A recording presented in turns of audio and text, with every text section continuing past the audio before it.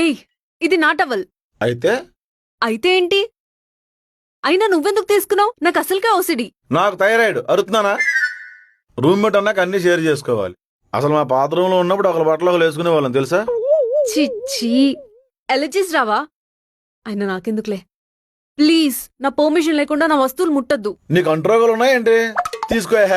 ఏయ్, అదక్కడ పెట్టు, కింద పెట్టు, అక్కడ కింద పెట్టు.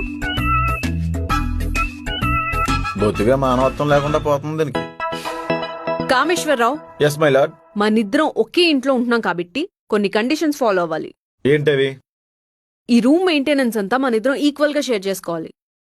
ఓకే, రెంట్ నువ్వు కట్టు, కరెంట్ బిల్ నేను కడతా, టీవీ బిల్ నువ్వు కట్టు, రిమోట్ బ్యాటరీలు నేను తీసుకొస్తా, కర్రీస్ నీవి, రైస్ నావి, కిచెన్ బెడ్రూమ్ హాల్ నువ్వు క్లీన్ చేసి సెల్ఫ్లు నేను క్లీన్ చేస్తా. Deal okay? అన్ని నీకు ఫేవర్ గానే ఉన్నాయిగా. ఇలా కాదు, రెంట్ నుంచి క్లీనింగ్ వరకు ఇద్దరం ఈక్వల్ గా షేర్ చేసుకోవాలి. ఓకే.